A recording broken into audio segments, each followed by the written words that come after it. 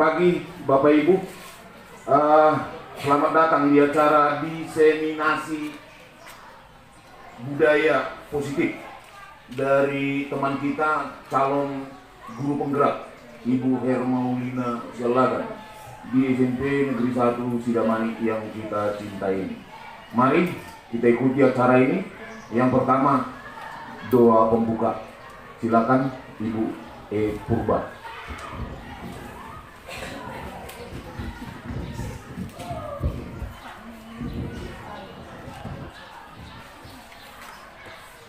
Kita berdoa menurut keyakinan kita masing-masing. Kami bersyukur ke hadapan Bapa di surga karena kasih dan kemurahan Tuhan yang memberikan waktu sehingga kami dapat berkumpul di ruangan ini untuk mengikuti acara diseminasi budaya positif yang disampaikan oleh saudara kami Ibu Hermaulina Sialagan. Tuhan, kami percayakan acara ini ke dalam tangan pengasihan-Mu. Biarlah Tuhan yang pimpin kami semua. Terlebih Ibu Hermaulina Sialagan, calon guru penggerak angkatan ke-7. Tuhan sertai, Tuhan pimpin dia, sehingga dia dapat menyampaikan topik ini dengan baik dan kami dapat memperoleh pembelajaran yang baru, sehingga kami dapat bekerja dengan baik di sekolah yang kami cintai, SMP Negeri 1 Sidamani ini. Terpuji nama Tuhan, terima kasih Tuhan, kami percaya pimpinan-Mu bersama dengan kami. Amin. Terima kasih. Kita lanjutkan sambutan dari Kepala SMP Negeri 1 Sidaman yang diwakili oleh Bapak Giti Saragi. Silakan Pak.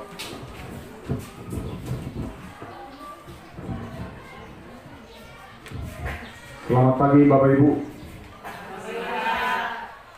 Salam tersayang kepada kita semuanya.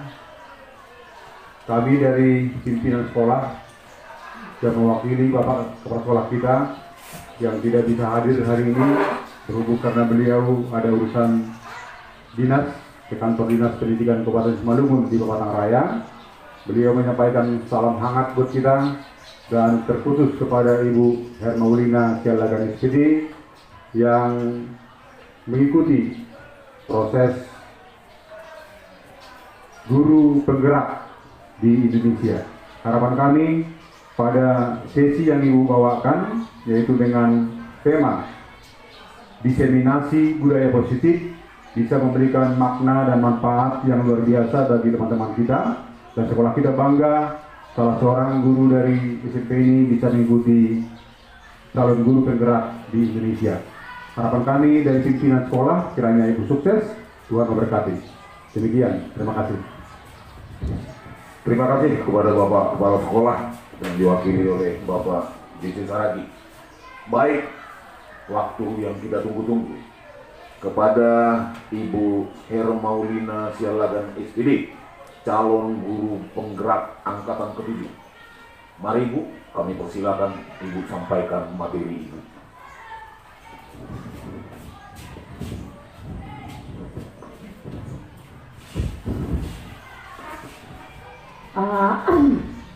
Selamat pagi kepada kita semuanya. Iya, yang saya hormati Bapak Pembantu Kepala Sekolah yaitu Bapak Giti Saragi, dan kepada Ibu Pembantu Kepala Sekolah, dan kepada semua guru-guru rekan saya di sini yang saya banggakan. Terima kasih untuk kehadirannya di sini. Jadi pertama sekali saya ucapkan puji dan syukur kepada Tuhan Yang Maha Esa karena kita masih diberikan kesempatan dan kesehatan sehingga kita bisa berkumpul di ruang guru ini dalam keadaan sehat dan ceria semuanya. Jadi terima kasih kepada Bapak Ibu sekalian. Nah, adapun saya berdiri di depan ini Bapak Ibu adalah untuk mendiseminasikan budaya positif, dan ini merupakan salah satu dari kegiatan saya sebagai calon guru penggerak angkatan 7, yaitu aksi nyata pada modul 1.4. Nah, jadi di sini Bapak Ibu, saya berdiri bukan karena saya lebih hebat dari Bapak Ibu sekalian, tidak sama sekali. Tetapi lebih tepatnya di sini, saya hanya ingin membagikan ilmu yang sudah saya dapat di pendidikan dan latihan calon guru penggerak. Nah, supaya ilmu itu bisa tersampaikan kepada seluruh rekan-rekan guru dan seluruh perangkat sekolah di sekolah kita ini, yaitu tentang budaya positif, supaya nanti budaya positif tersebut bisa kita jalankan di sekolah ini. Nah, jadi Bapak Ibu, seperti yang saya sebutkan tadi, bahwa acara kita di hari ini adalah tentang diseminasi budaya positif. Nah, ketika calon guru penggerak itu ingin mendiseminasikan budaya positif tersebut, nah di sini terlebih dahulu kami membuat rancangan. Rancangan apa yang harus kami lakukan? Nah, jadi rancangannya yang pertama adalah terlebih dahulu nanti saya paparkan apa yang menjadi latar belakangnya. Nah, kemudian apa tujuannya, apa tolak ukurnya, kemudian minimasi tindakan yang akan dilakukan, dan dukungan yang dibutuhkan. Nah, jadi yang menjadi latar belakangnya adalah bahwa sesuai dengan pemikiran Bapak Ki Hajar Dewantara, jadi menurut beliau bahwa sekolah seharusnya menjadi tempat yang belajar yang aman, nyaman, dan menyenangkan bagi murid, agar murid itu dapat memperoleh keselamatan dan kebahagiaan yang setinggi-tingginya. Nah, itu Bapak Ibu. Nah, jadi untuk mewujudkan hal tersebut, bahwa seluruh warga sekolah harus berkolaborasi atau bekerja sama untuk menciptakan budaya positif di sekolah maupun di kelas, yaitu yang mana budaya positif itu harus kita sepakati terlebih dahulu dan kemudian dilaksanakan bersama-sama, sehingga budaya positif tersebut menjadi karakter bagi seluruh warga sekolah, yaitu karakter yang kuat dan menunjukkan tujuan pendidikan, yaitu mewujudkan profil pelajar Pancasila. Oke, selanjutnya Bapak Ibu, kita masuk ke tujuan dari aksi nyata ini. Tujuannya ada dua, saya buat di sini. Yang pertama adalah menumbuhkan budaya positif di sekolah kita, yaitu SMP Negeri 1 Sidamani, dengan meyakini nilai-nilai kebajikan, nilai-nilai kebajikan universal, ya Bapak Ibu. Nah, kemudian yang kedua, menciptakan murid yang merdeka, berkarakter, dan memiliki disiplin yang kuat. Nah, di sini tadi ada Bapak Ibu, nilai-nilai kebajikan universal. Apakah itu? Nah, yang pertama termasuklah itu toleransi, kemudian ada rasa hormat, ada integritas, kemudian ada kemandirian, menghargai, antusias, empati, keingintahuan, kreativitas, kerjasama, percaya diri, dan komitmen. Nah, itu dia. Selanjutnya kita masuk ke tolak ukur. Tolak ukur dari diseminasi budaya positif ini Bapak Ibu, bahwa yang pertama, terbentuklah nanti keyakinan kelas. Keyakinan kelas yang dibuat dan disepakati bersama oleh wali kelas dan anak-anak didiknya. Nah, seperti itu. Jadi kalau untuk hal ini saya sudah mempraktekkan di kelas saya dan melakukan keyakinan kelas tersebut. Supaya apa? Dan keyakinan kelas itu, Bu, dari anak-anak murid itu nanti kita minta. Nah, seperti itu. Apa sih yang harus kita buat? Nah, gitu. Nah, kemudian keyakinan kelas itu disepakati bersama untuk dilaksanakan cara bersama-sama agar itu nanti menjadi karakter bagi anak-anak itu, sehingga tanpa perintah, tanpa suruhan atau bujukan dari gurunya, si anak-anak itu nanti sudah bisa secara spontanitas melakukan itu di dalam kehidupannya sehari-hari, terlebih di sekolah ini. Nah, kemudian tolak ukur yang kedua, murid menjalankan dan menerapkan keyakinan kelas yang sudah dibuat dan disepakati bersama tadi.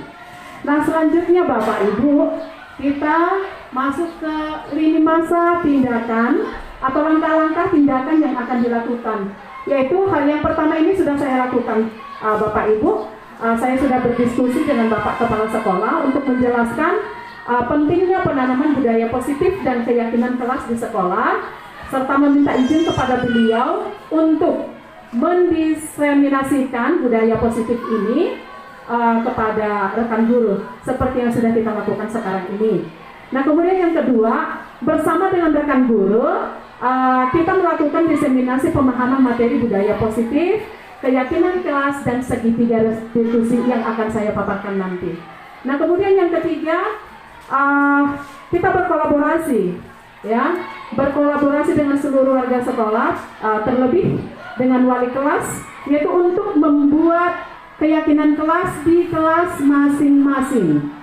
Nah, kemudian yang keempat, setelah keyakinan kelas itu kita buat di kelas kita masing-masing, kemudian keyakinan kelas itu kita refleksikan dan kita pantau setiap hari, dan kemudian kita evaluasi apakah keyakinan kelas yang sudah kita buat itu sudah berjalan dengan baik atau tidak.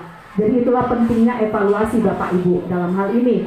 Nah, kemudian selanjutnya dukungan yang dibutuhkan, ya, dukungan yang dibutuhkan yaitu dukungan dari Bapak Kepala Sekolah, rekan guru, murid, yaitu untuk menjalankan budaya positif tersebut secara konsisten dan berkelanjutan. Jadi bukan untuk sementara Bapak Ibu, jadi secara berkelanjutan. Nah, kemudian yang kedua adalah dukungan dari orang tua murid untuk menerapkan budaya positif di tempat tinggal mereka. Kemudian selanjutnya Bapak Ibu, dukungan yang dibutuhkan juga termasuk sarana dan prasarana untuk mendukung terlaksananya budaya positif tersebut di sekolah. Nah, seperti itu. Nah, misalnya seperti saya di kelas saya itu sudah saya buat keyakinan kelas dan ditempelkan di dinding supaya setiap hari anak-anak didik tersebut bisa melihat itu dan mengingat. Nah, sehingga dengan harapan agar anak-anak kita tersebut melakukan budaya positif atau keyakinan kelas itu di sekolah setiap harinya. Nah, kemudian kita lanjut Bu, kita masuk ke konsep utama dari modul budaya positif tersebut. Nah, jadi di sini konsepnya ada 7 Bapak Ibu. Yang pertama, kita nanti akan membahas perubahan paradigma belajar. Nah, yang kedua, kebutuhan dasar manusia.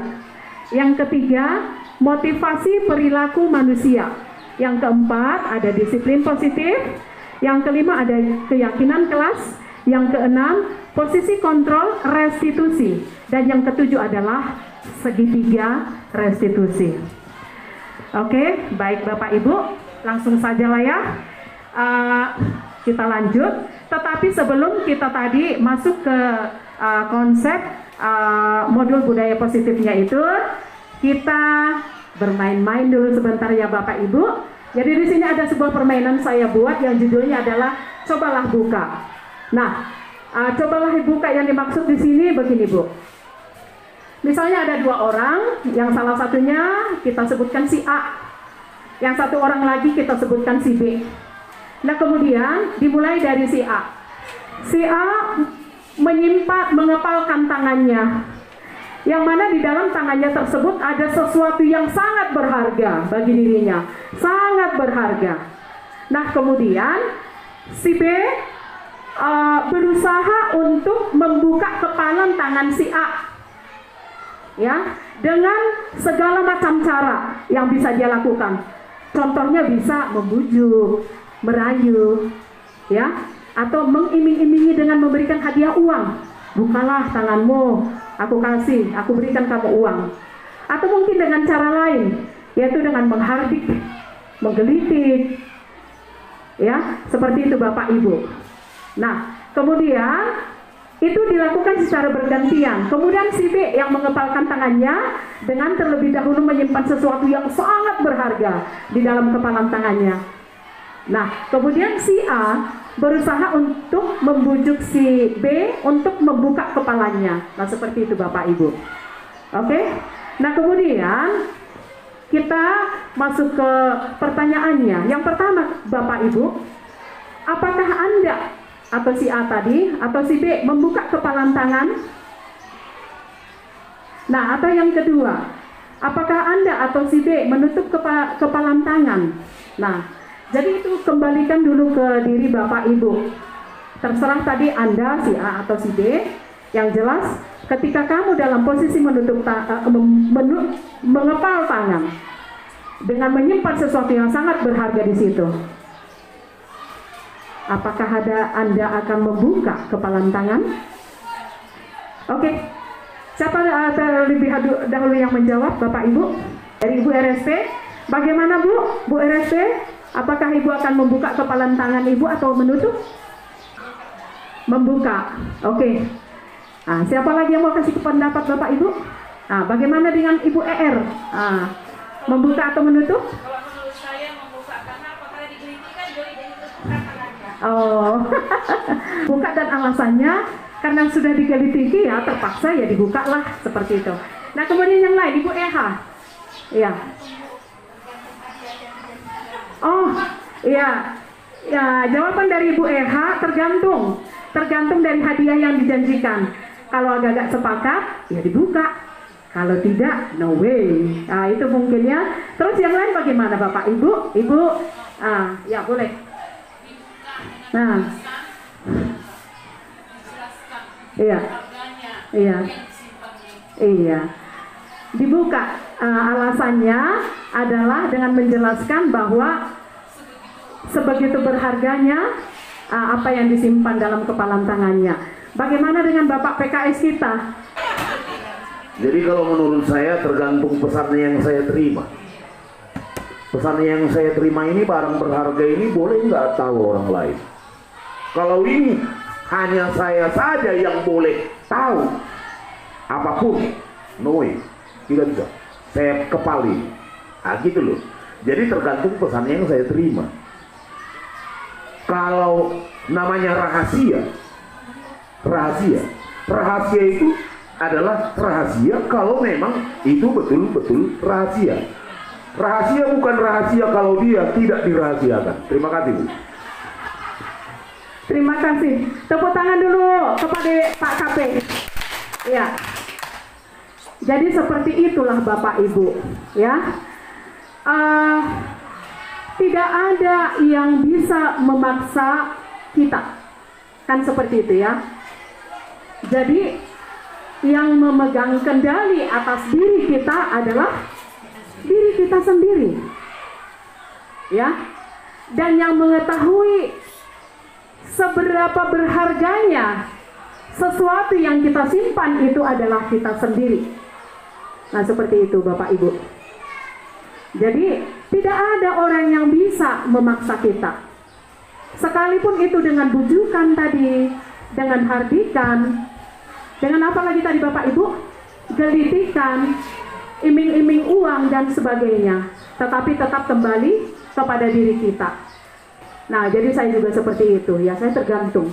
Kalau ternyata dengan membuka kepalan tangan akan membuat sesuatu yang sangat baik, ya, sekalipun itu tadi berharga buat saya, tapi kalau hanya itu untuk pribadi saya akan berpikir lebih jauh lagi. Apabila itu sangat berharga untuk kepentingan orang banyak, apa salahnya saya buka? Begitu juga dengan yang itu, saya akan tetap menutup apabila itu menimbulkan sesuatu yang buruk bagi saya dan bagi banyak orang. Saya pikir seperti itu. Tapi tetap kembali kepada hal yang tadi ya Bapak Ibu. Apapun itu, kita tidak bisa memaksa orang lain, ya. Jadi yang memegang kendali atas diri kita pribadi adalah diri kita. Begitu juga dengan anak-anak murid itu Bapak Ibu. Apa itu imbasannya? Mari kita lihat nanti. Oke. Sekarang kita lanjut ya Bapak Ibu. Kita masuk ke konsep budaya positifnya tadi. Yang pertama yaitu tentang perubahan paradigma belajar. Nah jadi paradigma belajar itu kan Bu, tentu ada yang lama, ada yang baru, kan seperti itu. Nah menurut teori kontrol dari Dr. William Glasser, yaitu beliau adalah seorang psikiater dan pendidik. Dr. William Glasser mengemukakan miskonsepsi atau penghalang ya tentang makna kontrol atau pengawasan, bahwa yang pertama adalah ilusi guru mengontrol murid. Pada dasarnya kita tidak dapat memaksa murid untuk berbuat sesuatu jikalau murid tersebut memilih untuk tidak melakukannya. Nah itu Bu. Jadi yang terjadi di dalam pembelajaran yang sudah kita lakukan selama ini, apa Bapak Ibu? Kita sering memaksa anak-anak didik kita ya. Ayo perhatikan, jangan sampai berkedip matanya, sekali berkedip hilang ilmunya. Nah, kadang-kadang seperti itu kita bilang. Kita mendikte anak-anak didik kita. Sementara apa Bapak Ibu? Anak-anak didik kita belum siap dengan hal itu. Jadi ternyata kita tidak bisa memaksa. Karena dengan paksaan itu akan mengakibatkan apa Bapak Ibu? Ketidaknyamanan. Atau bahkan dalam hatinya dia memberontak. Kenapa harus seperti itu? Saya nggak suka itu. Oke. Nah, selanjutnya ilusi bahwa semua penguatan positif, efektif dan bermanfaat. Nah itu. Jadi untuk ini kan Bapak Ibu, sama seperti kembali ke yang tadi. Ketika kita menyatakan sesuatu yang baik pun kepada anak murid kita, belum tentu itu kan sesuai dengan apa yang diyakininya. Nah, sehingga kita harus memberikan ruang kepada mereka untuk berpikirkan hal tersebut. Kita tidak bisa paksa, tetapi yang bisa adalah bahwa kita menuntun mereka. Nanti akan kita bahas lebih jauh ya Bapak Ibu. Nah, kemudian selanjutnya, ilusi bahwa kritik dan membuat orang merasa bersalah dapat menguatkan karakter. Nah, inilah yang sering kita lakukan di kelas, ya kan Bapak Ibu. Kita timbulkan statement yang mana statement kita itu membuat si anak murid kita merasa bersalah. Nah gitu. Nah misalnya kan, ada anak murid kita yang tidak mengerjakan PR. Nah gitu. Nah terus kita bilang, kamu nak, sudah sering kamu tidak mengerjakan PR ya. Aduh tolonglah nak, demi ibu kan udah capek mengajarkan itu kepada kamu.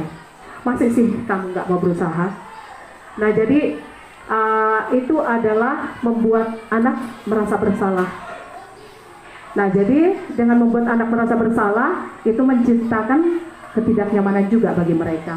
Apa nanti solusi yang bisa kita buat untuk ini? Nanti Bapak Ibu dalam materi selanjutnya akan kita bahas. Nah kemudian yang keempat yaitu ilusi bahwa orang dewasa memiliki hak untuk memaksa. Dalam ruang lingkup sekolah, orang dewasanya adalah kita, guru-gurunya. Ya, jadi sering kita guru-guru ini memaksa anak murid kita, sementara apa yang kita sebutkan kepada mereka belum tentu dapat mereka terima. Nah itu. Oke, selanjutnya Bapak Ibu kita masuk ke perubahan paradigma belajar. Nah, dalam perubahan paradigma belajar ini, bagaimana seseorang bisa berubah dari paradigma stimulus respon? Ya, kalau dibilang stimulus respon, Bapak Ibu, stimulus berarti rangsangan, respon tanggapan. Jadi rangsangan untuk menerima untuk menanggapi sesuatu. Kepada pendekatan teori kontrol, teori pengawasan. Bapak Stephen R. Covey, yaitu Principle Centered Leadership, pada tahun 1991 mengatakan bahwa, nah ini bagus sekali kata-katanya Bapak Ibu, mari kita lihat bersama-sama. Oke. Bila kita ingin membuat kemajuan secara perlahan, sedikit demi sedikit, ubahlah sikap atau perilaku kita. Namun bila kita ingin memperbaiki cara-cara utama kita, maka kita perlu mengubah mindset kita atau cara berpikir kita, dan ubahlah bagaimana kita melihat dunia, bagaimana kita berpikir tentang manusia. Ubahlah paradigma kita, skema pemahaman dan penjelasan aspek-aspek tertentu tentang realitas. Kita lanjut, yaitu tentang stimulus respon dan teori kontrol. Nah mari kita bandingkan Bapak Ibu. Dalam stimulus respon yang ada adalah realitas atau kebutuhan kita sama. Ini pendapatnya. Realitas atau kebutuhan kita sama. Dan menurut teori kontrol menyatakan bahwa realitas atau kebutuhan kita berbeda. Nah, kemudian yang kedua, semua orang melihat hal yang sama. Ya. Dalam teori kontrol, setiap orang melihat gambaran berbeda. Kemudian yang ketiga, kita mencoba melihat orang agar berpandangan sama dengan kita.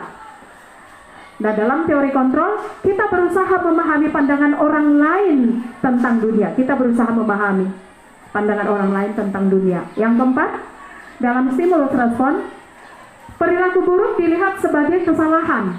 Dan dalam teori kontrol, bahwa semua perilaku itu memiliki tujuan. Dan selanjutnya, dalam stimulus respon, orang lain bisa mengontrol saya. Dalam teori kontrol disebutkan, hanya Anda yang bisa mengontrol diri Anda. Dan dalam stimulus respon, saya bisa mengontrol orang lain. Dalam teori kontrol, Anda tidak bisa mengontrol orang lain. Yang selanjutnya, dalam stimulus dikatakan, pemaksaan ada saat bujukan gagal. Ketika kita berusaha membujuk seseorang, misalnya dengan membuka kepalangan tangannya tadi, maka kita buat paksaan atau bujukan supaya keinginan kita tercapai, seperti itu kali. Nah, kemudian dalam teori kontrol, bahwa kolaborasi menciptakan pilihan-pilihan baru. Dan yang terakhir dari stimulus respon adalah modal berpikir menang kalah, win and lose, ya. Dan kemudian dalam teori kontrol, modal berpikirnya menang, win and win, ya. Dalam mencari solusi yang sering kita dengar, baiklah kita menggunakan win-win solution, menang dan menang, tidak ada yang disakitkan. Tidak ada yang dirugikan, seperti itu. Oke, Bapak Ibu, mari kita fokus kepada dua hal ini, antara stimulus respon dengan teori kontrol. Kira-kira inilah yang terjadi di paradigma lama, ini yang baru. Yang mana yang mau kita ikuti, Bapak Ibu? Yang mana, Bapak Ibu? Teori kontrol. Kita sepakat, Bapak Ibu, untuk itu? Kita sepakat? Kadang-kadang belum. Iya. Memang tidak ada yang bisa mengatur saya, hanya saya yang bisa mengatur saya. Tidak ada yang bisa mengontrol saya. Itu yang menurut. Tapi ada saat-saat tertentu saya harus dikontrol oleh orang tua. Nah, bisa bawa saja jauh-jauh, suami istri di rumah. Ekonomi kontrol tuh. Betul. Bebas lepas dulu. Kira-kira. Jadi kita melihat situasi kepada anak-anak kita ini. Kalau memang dia kita lihat melanggar aturan, ya memang fungsi aturan membatasi kebebasan, itu yang fungsi aturan supaya tertib. Ya, kembali Bapak KP memberikan pendapatnya yang luar biasa. Tepuk tangan untuk Pak KP. Ya. Jadi tak ada yang bisa memaksa ya, tetapi dalam hal ini perlu ada kontrol pengawasan, yaitu tuntunan itu tadi Bapak Ibu, ya. Jadi kita nggak boleh memaksa, tapi kita menuntun anak didik kita kalau kita bawa ke ruang lingkup sekolah supaya anak didik kita itu tidak salah langkah, tidak salah jalan, nah seperti itu. Oke, nah jadi kita tadi sepakat dengan paradigma yang baru, yaitu teori kontrol. Yang pertama, bahwa kita berpandangan kebutuhan kita itu berbeda Bapak Ibu, ya, tidak sama satu dengan yang lain. Kemudian setiap orang melihat gambaran itu berbeda. Misalnya ada benda di sini,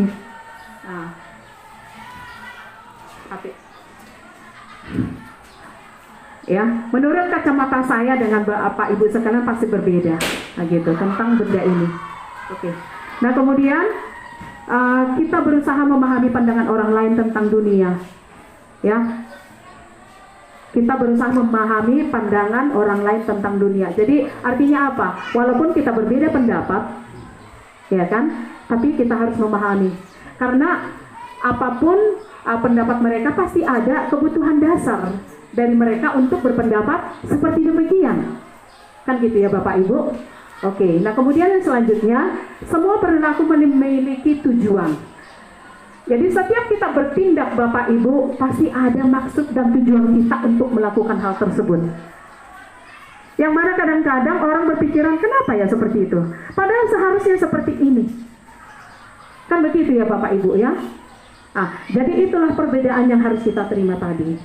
Kemudian, hanya Anda yang bisa mengontrol diri Anda. Kemudian, Anda tidak bisa mengontrol orang lain. Kolaborasi menciptakan pilihan-pilihan baru. Ya, terlebih di sekolah kita ini, mari kita Bapak Ibu berkolaborasi, bekerja sama. Ya, dengan cara pikir yang berbeda-beda, pendapat yang berbeda-beda. Mari kita kolaborasikan supaya menjadi banyak pilihan. Kan seperti itu ya. Kemudian kita ambil kesepakatan.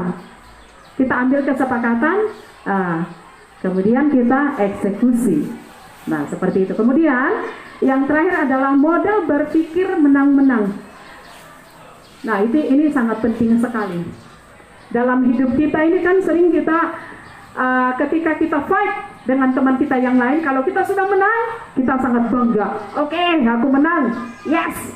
Kan begitu ya Bapak Ibu? Iya. Dan bagaimana dengan teman kita tadi yang mengalami kekalahan? Apakah kita senang dengan hal itu seperti itu? Kan begitu ya Bapak Ibu ya? Nah, jadi kita digiring ke win-win, menang dan menang. Kalaupun misalnya harus A ini yang harus terjadi atau B ini, mari kita bicarakan. Nah, itu maksudnya di situ supaya orang lain mungkin bisa menerima alasan-alasan yang kita berikan. Nah, gitu. Kemudian kita lanjut ya Bapak Ibu, budaya positif di sekolah. Seorang guru memiliki peran untuk membangun dan mewujudkan budaya positif di sekolah. Budaya positif itu merupakan perwujudan dari nilai-nilai atau keyakinan universal yang diterapkan di sekolah. Ya, jadi nilai-nilai kebajikan universal tadi sudah kita bicarakan ya Bapak Ibu. Nah, kemudian budaya positif itu diawali dengan perubahan paradigma tentang teori kontrol yang baru saja kita bicarakan. Selama ini barangkali kita sebagai guru merasa berkewajiban mengontrol perilaku siswa agar mereka memiliki perilaku sesuai dengan yang kita harapkan.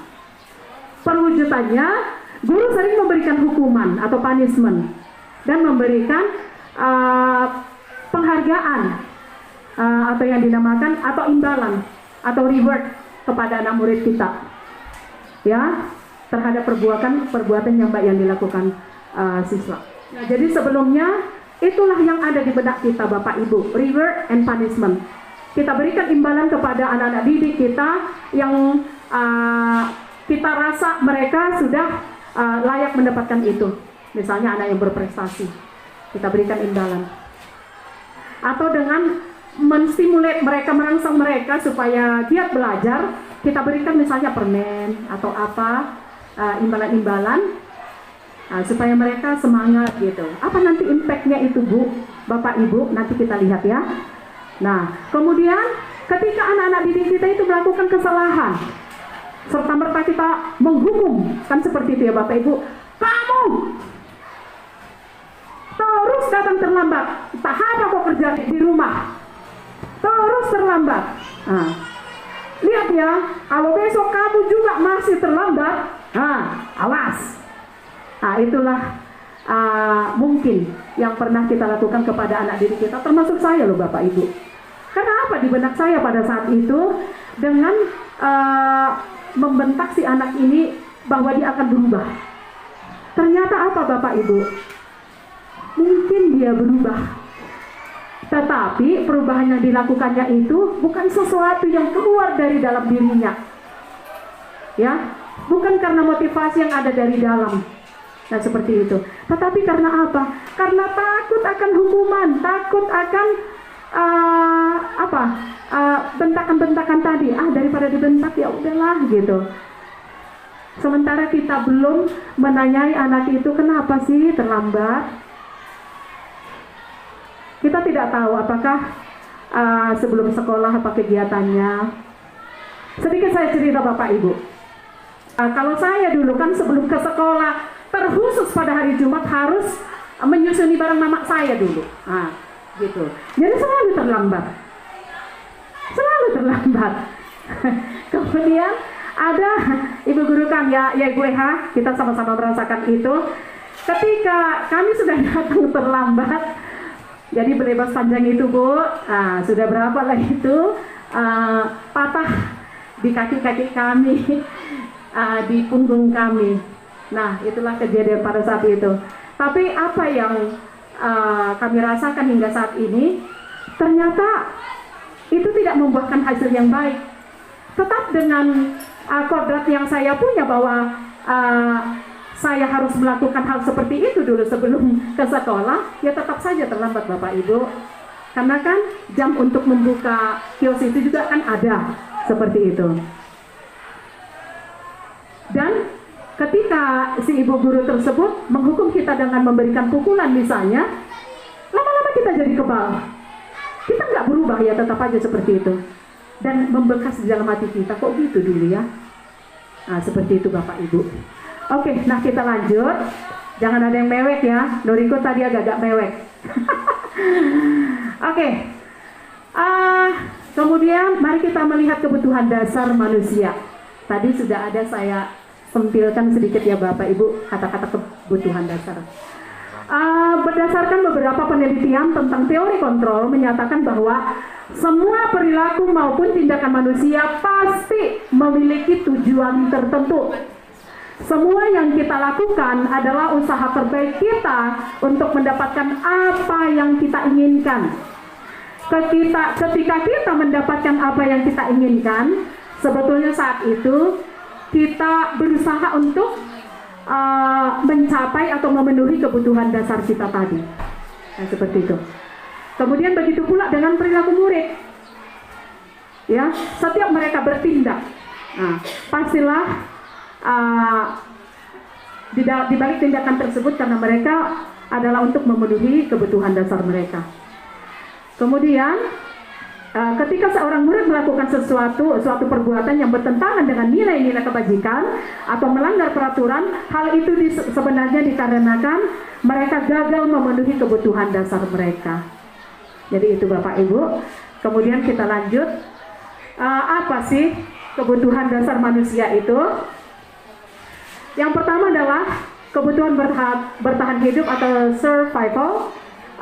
Ini termasuklah kebutuhan apa Bapak Ibu? Ini pelajaran kita waktu SD mungkin. Itu kebutuhan primer untuk pangan ya. Kemudian sekunder, sandang, pakaian, tempat tinggal. Nah kemudian tersier yang ketiga. Wah, Bapak Ibu guru IPS langsung keluar ilmunya. Oke.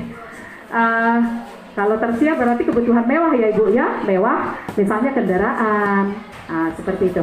Kemudian, ya yang kedua, kebutuhan akan kasih sayang dan rasa diterima, love and belonging, nah gitu. Kita butuh disayang-sayang Bapak Ibu oleh keluarga kita. Begitu juga dengan anak-anak didik kita, mereka butuh disayang Bapak Ibu, siapapun dia. Oke, kemudian mereka juga membutuhkan rasa diterima. Artinya apa? Jangan kita beda-bedakan mereka. Oke, kemudian yang ketiga, kebutuhan akan pengakuan atas kemampuan atau yang disebut dengan penguasaan. Ya, setiap manusia pasti ada itu Bu, Bapak Ibu. Ya. Kemudian yang keempat, kebebasan, kebutuhan akan pilihan. Ya, tentu kita tidak ingin didikte. Tapi baiklah kalau kita diberikan kesempatan untuk memilih, kan Bapak Ibu, yang seperti itu.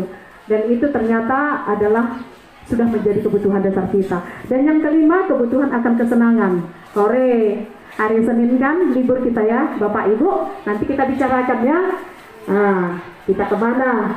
Karena kita juga butuh untuk kesenangan. Baik Bapak Ibu, kalau yang ini langsung ceria semua wajahnya.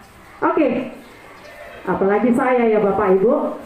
Nah selanjutnya, mari kita lihat ke motivasi perilaku manusia. Nah, motivasi merupakan dorongan yang timbul dari diri seseorang baik secara sadar maupun tidak sadar, yaitu untuk melakukan tindakan dengan tujuan tertentu. Nah, di samping mampu memahami kebutuhan dasar setiap murid, berikutnya guru juga harus mampu memahami motivasi perilaku manusia atau murid. Menurut Diane Gossan dalam bukunya Restructuring School Discipline, ada 3 alasan motivasi manusia dalam melakukan sesuatu Bapak Ibu. Yang pertama apa? Untuk menghindari ketidaknyamanan atau hukuman seperti yang sudah saya jelaskan tadi ya Bapak Ibu. Yang kedua, untuk mendapatkan imbalan atau penghargaan dari orang lain. Saya lakukan ini supaya saya tidak dihukum. Saya lakukan ini supaya saya diberikan imbalan. Itu yang ada dalam benak mereka. Nomor 3, untuk menjadi orang yang mereka inginkan sesuai dengan nilai-nilai yang dia yakini. Mari kita lihat selanjutnya. Berdasarkan ketiga alasan tersebut, tindakan pendisiplinan dengan melakukan hukuman atau memberikan imbalan bisa disebut motivasi eksternal, dan hal tersebut tidak akan bertahan lama. Ya Bapak Ibu, jadilah itulah contoh motivasi eksternal. Oke, yang berasal dari luar diri anak didik tersebut. Karena apa? Ada hal di luar yang dia ingin dapatkan untuk mencapai itu. Kemudian barangkali dengan hukuman dan imbalan, siswa memang menjadi patuh, tetapi kepatuhan itu hanya sementara. Dan kedisiplinan yang diterapkan tidak mengubah karakter siswa menjadi lebih kuat. Kemudian, berdasarkan teori motivasi tadi, penerapan disiplin di sekolah harus dilakukan dengan alasan yang ketiga. Yaitu apa? Siswa melakukan kebaikan sesuai dengan nilai-nilai yang sudah tertanam dalam dirinya. Atau motivasi intrinsik atau internal. Jadi hal ini Bu, Bapak Ibu akan lebih bertahan lama dan membuat siswa semakin kuat secara karakter. Jadi dengan budaya positif itu Bapak Ibu, itulah yang ingin kita tanamkan kepada anak murid kita, bahwa dengan dia melakukan keyakinan kelas nanti, bukan karena takut dihukum atau bukan karena ingin mendapatkan imbalan, tetapi kita tuntun mereka agar budaya positif yang kita terapkan atau kita refleksikan kepada mereka adalah menjadi sesuatu yang keluar dari dirinya. Nah, seperti itu Bapak Ibu. Kemudian kita lanjut ke disiplin positif. Dalam budaya kita, makna kata disiplin adalah sesuatu yang dilakukan seseorang pada orang lain untuk mendapatkan kepatuhan. Kita cenderung menghubungkan kata disiplin dengan ketidaknyamanan atau hukuman, padahal itu sungguh berbeda. Karena belajar tentang disiplin positif tidak harus memberikan hukuman. Hal tersebut sejalan dengan pemikiran Bapak Ki Hajar Dewantara yang mengungkapkan bahwa disiplin kepada siswa adalah disiplin diri. Sebab hanya diri sendiri yang mampu mengontrol diri kita, bukan orang lain. Jika belum bisa mengontrol diri menurut Bapak KHD, kalau belum bisa, ya kan, penerapan disiplin dilakukan oleh orang lain, tapi dalam situasi merdeka, bukan karena keterpaksaan. Memang betul, dalam momen tertentu, dalam hal tertentu, kita perlu untuk dikontrol oleh orang lain. Tetapi biarlah itu dikontrol bukan karena keterpaksaan. Nah, seperti itu. Ya. Kemudian artinya murid sendirilah yang menginginkan dirinya menaati peraturan sesuai dengan keyakinan universal atau keyakinan sekolah dan kelas sehingga menjadi karakter. Nah, kemudian selanjutnya mengapa keyakinan kelas? Mengapa tidak peraturan kelas saja yang kita buat? Selama ini kan peraturan, dan sekarang kita berubah paradigma kita menjadi keyakinan kelas. Yang pertama, mengapa kita memiliki peraturan tentang penggunaan helm pada saat mengendarai kendaraan roda 2 atau sepeda motor?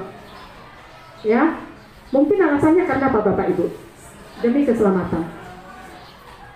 Tapi ada juga loh alasan lain Bapak Ibu, apa? Kenapa? Bagus, supaya tidak ditilang. Peraturan kan? Iya.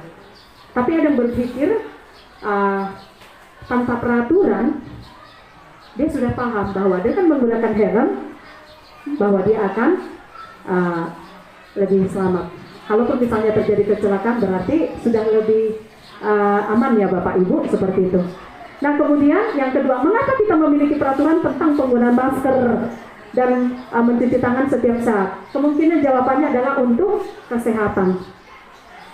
Nah, coba kalau Bapak Ibu penerapan masker, kalau kita ke tempat umum, terlebih di zaman pandemi kemarin, kita wajib mengenakan masker, kan gitu. Kadang-kadang ketika kita tidak membawa masker, nah kita menjadi merasa tidak nyaman ya Bapak Ibu. Yang ada di benak kita apa? Aduh, jadi nggak bisa aku masuk. Nah, Tetapi kita tidak serta-merta dihukum, kan seperti itu ya. Iya. Jadi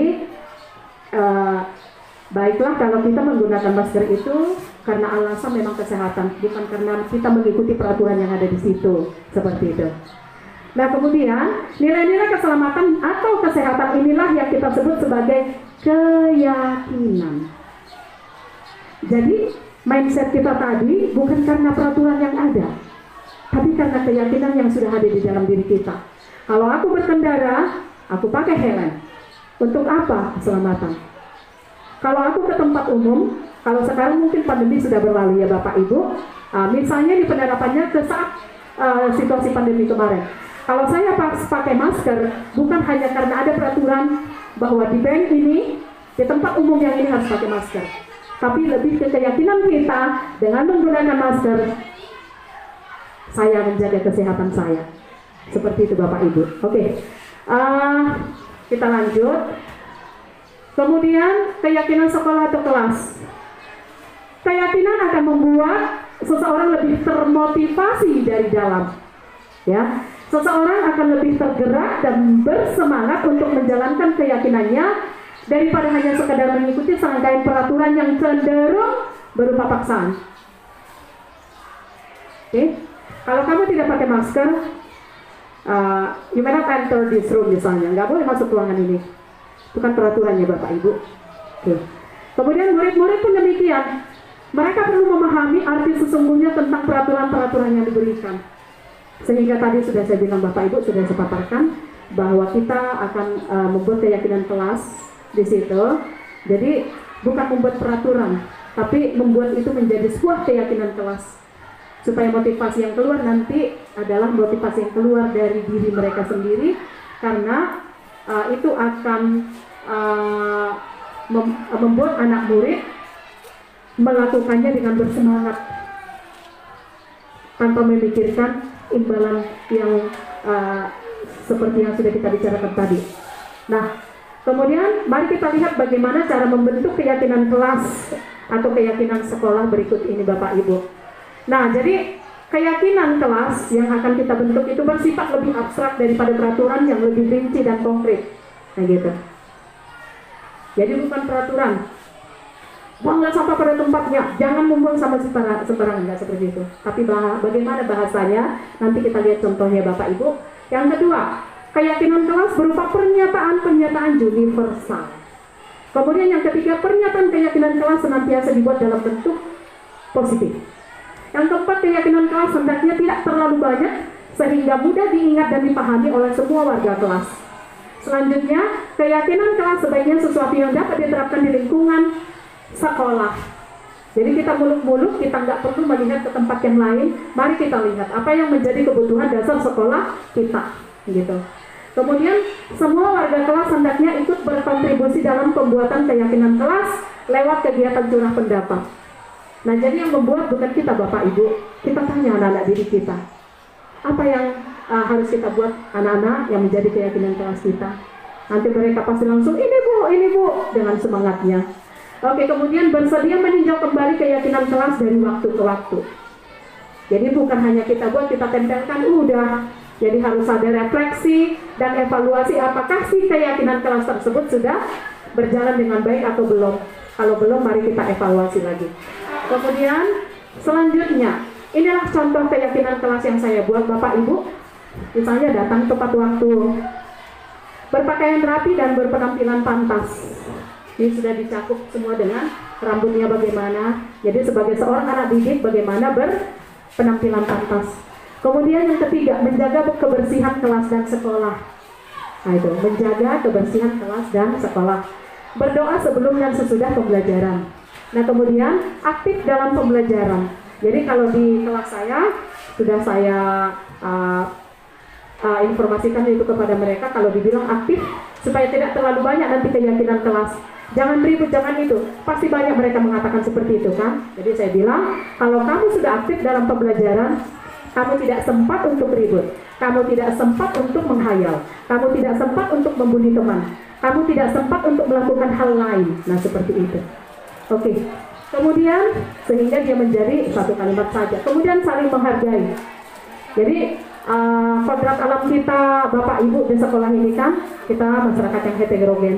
Jadi kita harus saling menghargai. Nah kemudian yang terakhir mengerjakan dan mengumpulkan tugas tepat waktu. Nah gitu. Nah kemudian kalau misalnya keyakinan kelas itu kan nggak mungkin lah Bapak Ibu 100% langsung berjalan dengan baik. Nah jadi kalau misalnya itu masih dilanggar, belum dipatuhi, apa sih solusi yang bisa kita buat nanti? Nanti kita lihat ya Bapak Ibu. Mari kita lanjut dulu ke posisi kontrol restitusi.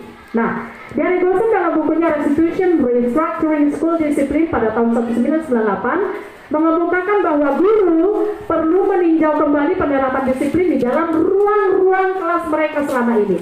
Jadi ada refleksi ya Bapak Ibu, ada refleksi. Kemudian apakah telah efektif? Apakah sudah berpihak pada murid? Nah, apakah sudah memerdekakan dan memandirikan murid? Bagaimana dan mengapa? Kemudian melalui serangkaian riset dan berdasarkan pada teori kontrol oleh Dr. William Glasser, Gosen berkesimpulan bahwa ada 5 posisi kontrol yang dilakukan oleh seorang guru atau orang tua maupun atasan dalam melakukan kontrol. Ya, antara lain yang pertama ada guru yang bertindak sebagai penghukum, ada yang bertindak sebagai pembuat rasa bersalah, ada yang berperan bertindak sebagai teman kepada mereka, ada juga yang bertindak sebagai pemantau, dan yang terakhir sebagai manajer. Nah, mari kita tinjau lebih dalam ke 5 posisi kontrol pada tabel berikut ini. Nah, ini dia Bapak Ibu.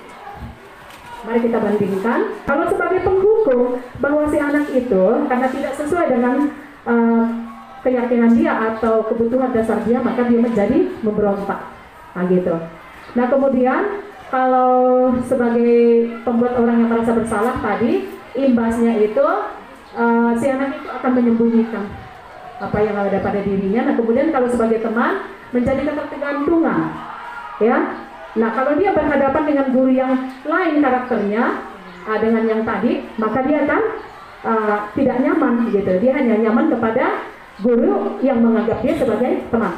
Nah kemudian yang selanjutnya kalau sebagai pemantau, si anak itu akan menyesuaikan terhadap apa tindakan guru kepada dia. Nah gitu. Kalau nggak dipantau ya udah los. Kalau dipantau baru bekerja. Nah gitu.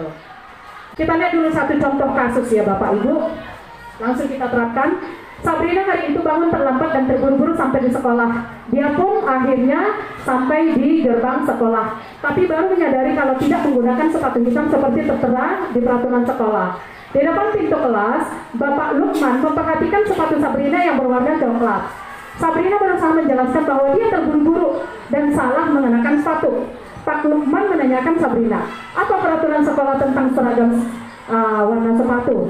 Nah, Sabrina menjawab sudah mengetahui sepatu harus berwarna hitam, namun terburu-buru dan salah mengenakan sepatu. Selain tidak mungkin kembali pulang karena rumahnya jauh sekali, Pak Lukman tetap bersikeras pada peraturan yang berlaku dan mengatakan, ya sudah, kamu sudah melanggar peraturan sekolah, kamu salah. Sudah terlambat, salah pula warna sepatunya. Segera buka sepatumu, kalau tidak bisa mengenakan warna sepatu sesuai dengan peraturan. Sabrina meminta maaf dan memohon kembali kepada Pak Lukman agar tetap dapat mengenakan sepatunya dan berjanji tidak akan mengulang kesalahannya. Namun Pak Lukman tidak mau tahu. Tidak, kamu telah melanggar peraturan sekolah. Kalau tidak sanggup ambil sepatu di rumah atau diantarkan sepatu ke sekolah, ya sudah, kamu tidak bersepatu saja seharian di sekolah. Sekarang copot sepatumu dan silakan belajar tanpa sepatu seharian. Nah itu yang terjadi Bapak Ibu. Imbasnya impactnya apa? Sabrina pun dengan berat hati mencopot sepatunya dan memberikannya kepada Pak Lukman. Seharian dia tidak berani berkeliling sekolah, bahkan tidak berani keluar dari ruang kelas. Karena apa? Karena malu Bapak Ibu, dan lebih banyak berdiam diri di kelas tanpa alas sepatu. Itu sebuah kasus. Nah, kemudian kita lanjut. Dalam kasus ini Bapak Ibu, sikap posisi apa yang diambil oleh Bapak Lukman? Kan ada tadi 5 posisi kontrol guru, sebagai penghukum, ya kan? Sebagai pembuat rasa bersalah, sebagai teman, sebagai pemantau, dan sebagai manajer. Kira-kira di antara yang 5 itu sikap posisi apa yang diambil Bapak Lukman, Bapak Ibu? Sebagai penghukum, bagus. Nah, terus indikatornya tadi apa Bapak Ibu? Indikatornya apa? Mari kita ulang ke belakang. Nah, indikatornya tadi apa Bapak Ibu? Iya, dengan mengatakan kamu telah melanggar peraturan sekolah. Kalau tidak sanggup, iya. Kalau tidak sanggup, ambil sepatu di rumah atau diantarkan sepatu ke sekolah, ya sudah, kamu tidak bersepatu saja seharian di sekolah. Jadi Pak Lukman menghukum Sabrina untuk tidak menggunakan sepatu seharian di sekolah, karena Sabrina menggunakan sepatu yang salah, seperti itu. Nah, kemudian kita masuk ke pertanyaan yang kedua. Bila Bapak Lukman mengambil posisi sebagai seorang manajer, apa yang akan dikatakannya? Pertanyaan-pertanyaan seperti apa yang akan diajukan ke Sabrina? Jadi supaya nggak berulang, nanti akan kita bahas melalui kasus ini ya Bapak Ibu. Nah, kita lanjutkan dulu. Kita masuk ke segitiga restitusi ya Bapak Ibu. Nah, apabila kita sebagai seorang guru yang mengambil posisi sebagai manajer, maka ada hal-hal yang kita lakukan, yaitu segitiga restitusi. Mari kita lihat dulu yang ini. Keinginan untuk melaksanakan keyakinan universal yang muncul dari motivasi internal dapat diwujudkan dengan restitusi. Apa sih Bu restitusi itu? Restitusi adalah upaya mendisiplinkan siswa, tapi dengan cara siswa sendiri yang menyelesaikan masalahnya dan membuat mereka bertindak sesuai dengan keinginan ideal yang didasarkan pada keyakinan kelas. Jadi bertahap-tahap kita ikuti ya Bapak Ibu, bertahap. Sekali lagi, restitusi itu adalah upaya mendisiplinkan siswa, tapi dengan cara siswa sendiri yang menyelesaikan masalahnya dan membuat mereka bertindak sesuai dengan keinginan ideal yang didasarkan pada keyakinan kelas yang sudah dibuat tadi. Nah, kemudian hal tersebut tentu akan berjalan dengan semestinya ketika guru menempatkan diri sesuai dengan posisi kontrol yang tepat. Posisi kontrol guru yang terbaik adalah posisi seorang manajer. Ya, di dalam posisi ini, sikap guru ketika melihat siswa melakukan kesalahan tidak langsung menghukum atau menasehati. Namun, guru melakukan 3 tahapan yang dinamakan dengan segitiga restitusi. Seperti berikut ya Bapak Ibu. Mari kita masuk ke segitiga restitusi. Jadi ya agak dulu ya Bapak Ibu. Oke. Nah, jadi yang pertama itu namanya adalah menstabilkan identitas Bapak Ibu. Jadi dalam menstabilkan identitas, bahwa guru akan berkata setiap orang pasti pernah melakukan kesalahan seperti ini. Ya, kamu bukan satu-satunya orang yang pernah berbuat salah, termasuk saya misalnya sebagai gurumu dan sebagainya. Jadi itu dulu ketika kita sudah meminta kesalahan si anak tersebut. Jadi itu namanya Bu, menstabilkan identitas. Kemudian tahap yang kedua yaitu apa? Kita memvalidasi tindakan yang salah dengan mengatakan apa? Kamu tentu punya alasan mengapa kamu melakukan itu nak. Jadi kita tanya dulu alasannya. Karena tadi kan sudah dikatakan bahwa setiap tindakan orang itu dilakukan karena dia ingin melakukan atau memenuhi kebutuhan dasarnya. Kan seperti itu ya Bapak Ibu. Jadi kita tanya dulu, mengapa kamu melakukan hal seperti itu. Atau yang kedua, adakah cara yang lebih efektif yang bisa kamu lakukan untuk mendapatkan apa yang kamu butuhkan? Nah, jadi kita selalu meminta pendapat dari si anak. Bukan kita Bapak Ibu, itu restitusi tadi. Jadi bukan kita, tapi kita minta pandangan atau apa sih yang harus dilakukan anak tersebut sesuai dengan keinginannya, kebutuhan dasarnya. Itulah salah satu praktek dengan memerdekakan anak itu. Jadi bukan merdeka dengan saya bebas-bebasnya suka-sukanya, tidak Bapak Ibu. dalam ruang lingkup yang kita bicarakan ya. Nah kemudian yang ketiga adalah menanyakan keyakinan. Setelah tahap pertama, kedua kita lakukan, kita masuk ke tahap ketiga dengan menanyakan keyakinan. Contohnya, keyakinan kelas apa yang telah kita sepakati nak sesuai dengan kesalahan yang kamu lakukan. Nah misalnya dia mengatakan bahwa saya tidak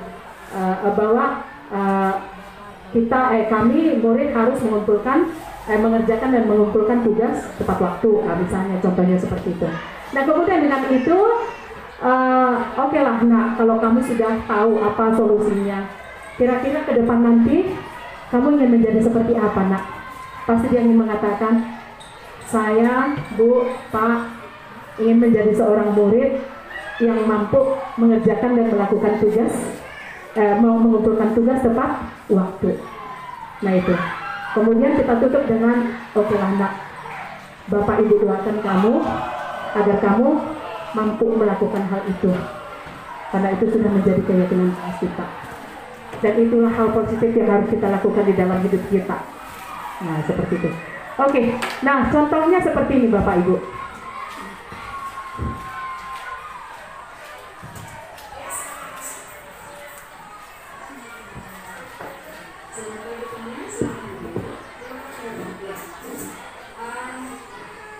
Tania, kira-kira Tania tahu nggak kenapa Mem memanggil Tania ke sini?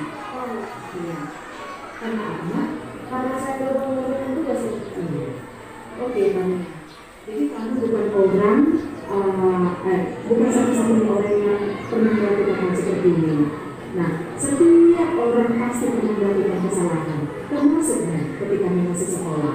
Begitu juga dengan teman-teman kalian yang lainnya. Namun dalam hal ini, Mem ingin menanyakan, apa sih alasan Tania kenapa bisa sampai lupa mengerjakan tugas? Karena ketika mengerjakan tugas, saya lupa menulis.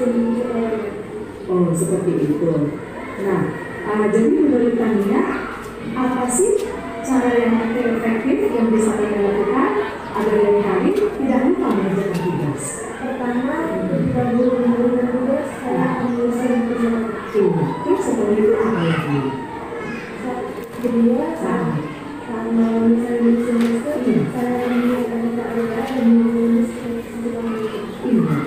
Oke. Nah, baik, jadi cara yang Tania sebutkan itu adalah cara yang sangat bagus. Jadi sekarang kita ingin menanyakan keyakinan kelas kita. Apa keyakinan kelas kita tentang hal ini, Tania? Mengerjakan dan menunjukkan tugas tepat waktu. Iya, mengerjakan dan menunjukkan tugas tepat waktu. Jadi itulah keyakinan kelas yang sudah kita sepakati di kelas kita yang Tania. Iya. Nah, terus Mem ingin tanya. Tania ingin menjadi orang seperti apa sih? Saya ingin menjadi orang yang mengerjakan tugas dan menunjukkan tugas tepat waktu. Iya, baiklah Tania. Nah, Mem doakan untuk lain kali Tania tidak lupa lagi mengerjakan tugasnya. Iya, baiklah Tania. Sekarang kamu sudah boleh kembali ke rumah kelas. Terima kasih. Iya. Baik Bapak Ibu. Jadi kira-kira seperti itulah penerapan segitiga restitusi tadi. Jadi ketika anak-anak kita itu melakukan kesalahan, jadi kita tidak langsung serta-merta menghukum mereka, ya. Tetapi ada baiknya jika kita panggil mereka, kita dekati mereka, kita tanya dulu apa sih motivasi mereka untuk melakukan hal tersebut. Nah, kemudian selanjutnya Bapak Ibu kita masuk ke sini. Segitiga restitusi. Jadi ini merupakan penutup dari apa yang dari diseminasi dari budaya positif ini, bahwa ketika siswa bersalah sebenarnya gampang saja menyuruh mereka meminta maaf kemudian menjalankan hukuman yang kita berikan. Siswa pun menuruti kemauan guru. Dengan seperti itu seolah masalah selesai. Tetapi apa Bapak Ibu? Ternyata sesuai dengan filosofi Bapak pendidikan, yaitu Bapak Ki Hajar Dewantara, bahwa pendidikan adalah tempat menyamai benih kebudayaan. Kebudayaan dibentuk dari kebiasaan dan menjadi karakter. Diharapkan dampak dampaknya lama, jangka panjang. Pendidikan sejatinya mampu menumbuhkan manusia-manusia terbaik yang berpegang pada nilai-nilai keyakinan yang memiliki kemerdekaan jiwa. Jadi tidak terkungkung ya Bapak Ibu, ya. Bukan hanya membentuk generasi yang patuh karena tekanan dan aturan, tapi jika menghendaki siswa patuh pun karena mereka mematuhi keyakinan dan nilai-nilai yang mereka pegang sendiri, bukan aturan yang guru atau sekolah paksakan. Nah, seperti itu. Dan selanjutnya, oleh karena itu restitusi adalah sebuah upaya untuk membuat siswa mampu mengevaluasi diri mereka sendiri agar menjadi manusia yang baik sesuai dengan nilai-nilai kebajikan universal, dan sebuah upaya agar setiap kesalahan yang dilakukan itu menjadi bahan pembelajaran bagi dirinya, ya, untuk menjadi lebih baik, karakternya menjadi lebih kuat dan lebih menghargai diri mereka sendiri. Nah, baiklah Bapak guru-guru, pembantu kepala sekolah, semuanya saya kasihi yang saya banggakan. Demikianlah penjelasan tentang diseminasi budaya positif ini, yang mana kita harapkan budaya positif di sekolah kita ini dapat terwujud dan sekolah kita menjadi tempat menyemai benih kebudayaan atau pembentukan karakter Bapak Ibu. Terima kasih, demikian yang bisa saya sampaikan. Saya kembalikan kepada Bapak Moderator.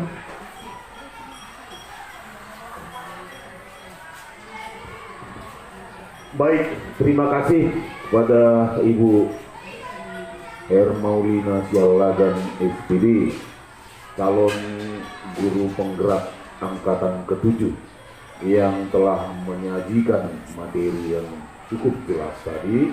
Walaupun di sana sini memang pendapat para ahli ini, saya pribadi memang masih ada yang perlu dibincangkan, tapi mungkin nanti waktunya bisa kita buat alokasi waktu tertentu, mungkin kita bincang-bincang yang tujuannya bagaimana agar memang Merdeka Belajar ini memang ya bisa kita terapkan perlahan-lahan di sekolah kita ini. Jadi mungkin cukup sekian, karena tadi acara kita ini dibuka dengan doa, baik pula ditutup dengan doa. Nanti kalau ada sesi tanya jawab, mungkin karena waktu juga ya Bapak dan Ibu ya, mungkin kita bisa share, berbagi dengan beliau. Oke, kami mintakan kepada Ibu Arlah yang menutup acara kita ini dengan doa. Tadi sudah dibuka dengan doa secara Kristiani, sekarang kita tutup secara Islam. Bapak Ibu, marilah kita tutup acara kita pada pagi hari ini dengan doa, dan izinkan saya membawakan di dalam agama Islam. A'udzubillahi minasyaitonirrajim. Bismillahirrahmanirrahim. Wassalatu wassalamu ala asrofil anbiya'i wal mursalin wa ala alihi rasulillahi ajmain. Ya Allah, ya Rabbana, ya Rahmanir-Rahim. Alhamdulillah atas segala berkah, nikmat, karunia yang Engkau berikan pada pagi hari ini kepada kami semuanya, sehingga acara kami pada pagi hari ini yang dilaksanakan oleh Ibu Hermaulina Sialagan sebagai guru penggerak angkatan ke-7 dapat terlaksana dengan baik. Harapan kami ya Allah, jadikanlah ilmu yang Dia sebarkan kepada kami menjadi benih-benih nilai-nilai positif di dalam kehidupan kami, dan dapat kami laksanakan di dalam pembelajaran di kelas setiap harinya. Ya Allah, ya Rabbana, ya Rahmanir-Rahim. Di sini kami sebagai hamba-Mu memohon kepadamu ya Allah, kiranya berilah kemampuan kepada kami untuk dapat tetap mendidik anak-anak kami sesuai dengan apa yang menjadi harapan pemerintah pada saat ini untuk menjalankan Merdeka Belajar. Ya Allah ya Rabbana, Allahumma inna nas'aluka ridhoka wal jannah. Ya Allah, hanya inilah yang dapat kami sampaikan kepadamu ya Allah. Kiranya semua dapat Engkau berkati, berikan kami kesehatan, keselamatan. Rabbana atina fid dunya hasanah wa fil akhirati hasanah wa qina adzabannar. Walhamdulillahirabbil alamin. Baik, Horas.